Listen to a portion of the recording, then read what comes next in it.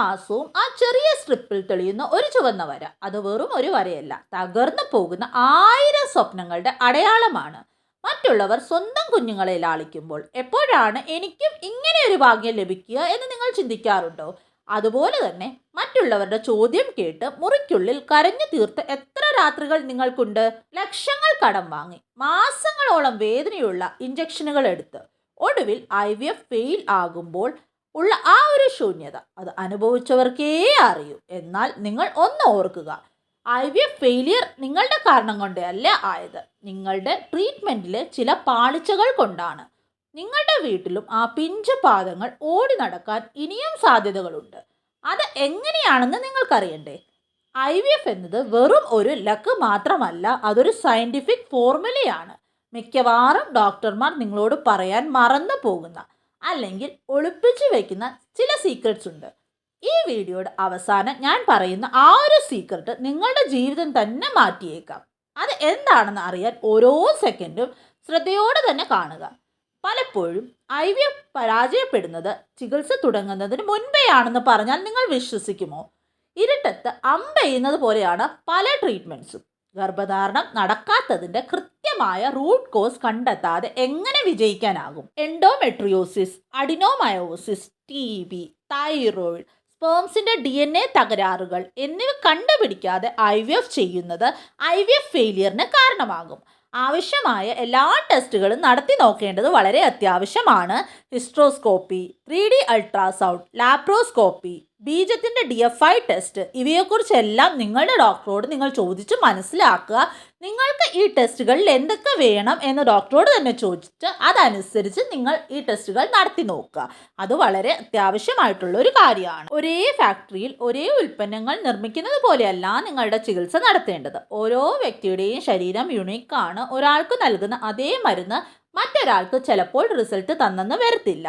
നിങ്ങളുടെ പ്രായം, നിങ്ങളുടെ ഹോർമോൺസിൻ്റെ നില, അതായത് AMH ലെവൽ, നിങ്ങൾക്ക് PCOD, PCOS ഇതൊക്കെ ഉണ്ടോ എന്നതൊക്കെ പരിഗണിച്ച് വേണം ഓരോ ഇഞ്ചക്ഷൻസും നിശ്ചയിക്കാൻ.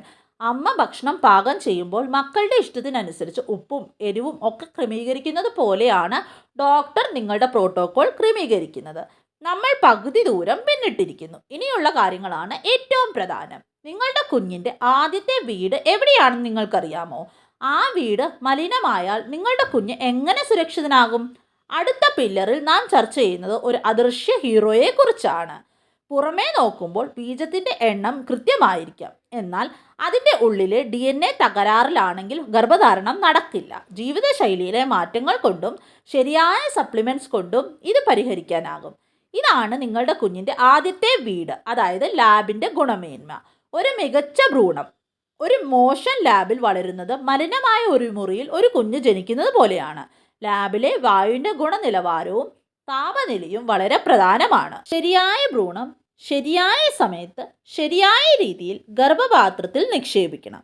അത് ദൈവത്തിൻ്റെ കാൽക്കൽ ഒരു നിവേദ്യം സമർപ്പിക്കുന്നത് പോലെ വളരെ കരുതലോടെ ചെയ്യേണ്ട ഒന്നാണ്, അതായത് എംബ്രിയോ ട്രാൻസ്ഫർ. IVF നിങ്ങളുടെ ശരീരത്തെ മാത്രമല്ല, നിങ്ങളുടെ ആത്മാവിനെ തന്നെ പരീക്ഷിക്കുന്ന ഒന്നാണെന്ന് ഞാൻ പറഞ്ഞാൽ നിങ്ങൾ വിശ്വസിക്കുമോ? സ്ട്രെസ് കൂടുമ്പോൾ കോർട്ടിസോൾ എന്ന ഹോർമോൺ കൂടുകയും അത് ഗർഭധാരണത്തെ തടസ്സപ്പെടുത്തുകയും ചെയ്യും.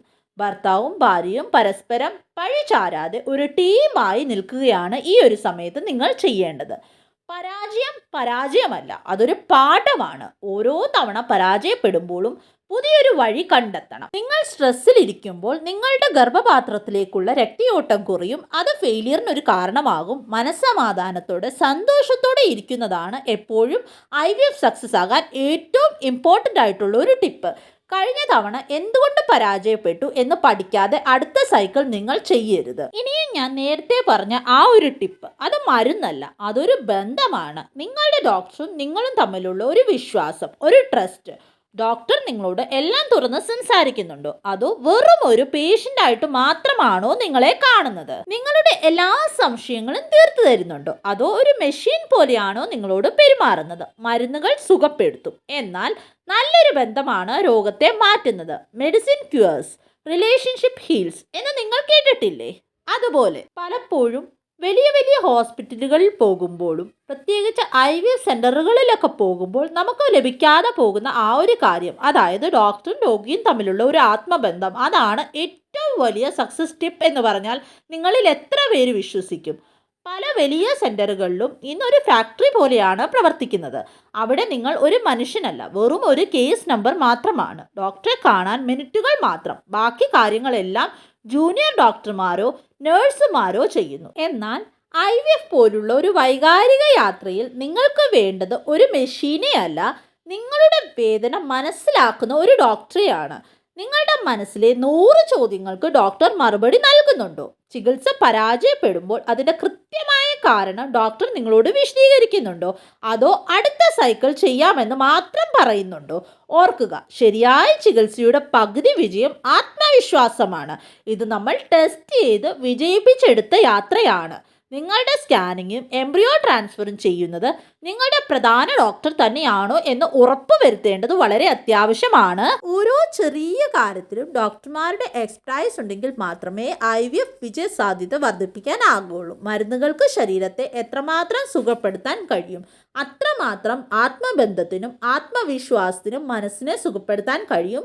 ആ സുഖപ്പെടലാണ് പ്രഗ്നൻസിക്ക് ഏറ്റവും അനുയോജ്യമായ അവസ്ഥ സൃഷ്ടിക്കുന്നത്. നിങ്ങൾ ഇതുവരെ എൻ്റെ കൂടെ നിന്നതിന് എനിക്ക് നിങ്ങൾക്ക് ഒരു സമ്മാനം നൽകാനുണ്ട്. IVF ഇല്ലാതെ പ്രകൃതിദത്തമായി ഗർഭം ധരിക്കാനുള്ള ഒരു നാച്ചുറൽ പ്രഗ്നൻസി ബ്ലൂ പ്രിന്റ് ഞാൻ തയ്യാറാക്കിയിട്ടുണ്ട്. ഇത് തികച്ചും സൗജന്യമാണ്. ഇത് എങ്ങനെ ലഭിക്കും എന്നറിയാൻ താഴെ കമൻറ്റ് ബോക്സിൽ ഫോർമുല എന്ന് ടൈപ്പ് ചെയ്യുക. ഞാൻ നിങ്ങൾക്ക് അത് അയച്ചു തരാം. ഇതൊരു തുടക്കം മാത്രമാണ്. അടുത്ത വീഡിയോയിൽ IVF ചികിത്സ എടുക്കുമ്പോൾ നിങ്ങൾ വീട്ടിൽ കഴിക്കേണ്ട ഭക്ഷണക്രമത്തെക്കുറിച്ചും ഒഴിവാക്കേണ്ട തെറ്റുകളെക്കുറിച്ചും ഞാൻ സംസാരിക്കുന്നുണ്ട്.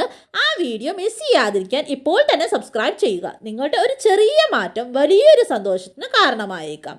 പലപ്പോഴും നമ്മൾ തോറ്റു പോകുമ്പോൾ സമാധാനിപ്പിക്കാൻ ആരെങ്കിലും ഉണ്ടായിരുന്നെങ്കിൽ എന്ന് ആഗ്രഹിക്കാറില്ലേ? നിങ്ങളുടെ IVF യാത്രയിൽ നിങ്ങൾ നേരിട്ട ഏറ്റവും വലിയ വിഷമം എന്തായിരുന്നു? അത് താഴെ കമൻറ്റ് ചെയ്യൂ. നിങ്ങളുടെ സങ്കടങ്ങൾ പങ്കുവെക്കുന്നത് മനസ്സിന് ആശ്വാസം നൽകും. മാത്രമല്ല, നിങ്ങളെപ്പോലെ ബുദ്ധിമുട്ടുന്ന മറ്റുള്ളവർക്കും അതൊരു ധൈര്യമായിരിക്കും. ഞാൻ വ്യക്തിപരമായി നിങ്ങളുടെ കമൻറ്റുകൾക്ക് മറുപടി നൽകുന്നതാണ്. നിങ്ങളുടെ വീട്ടിലും ഒരു കുഞ്ഞു ചുരി ഉയരാൻ പോകുന്ന ആ ഒരു ദിവസം ഇനിയും വിദൂരമല്ല.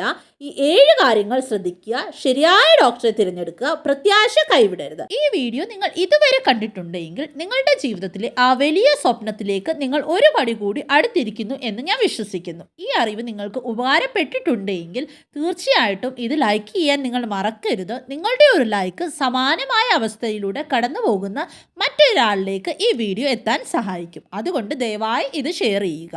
ഇനി നിങ്ങൾക്ക് എന്തെങ്കിലും വ്യക്തിപരമായ സംശയങ്ങൾ ഉണ്ടെങ്കിൽ തീർച്ചയായിട്ടും വാട്സപ്പ് നമ്പറിലൂടെ നിങ്ങൾക്കത് മെസ്സേജ് അയച്ച് ചോദിക്കാവുന്നതാണ്. വാട്സപ്പ് നമ്പർ എങ്ങനെയാണ് ലഭിക്കുന്നതെന്നുള്ള എല്ലാ ഡീറ്റെയിൽസും ഞാൻ ഇവിടെ സ്ക്രീൻഷോട്ടായിട്ട് തന്നെ കൊടുത്തേക്കാം.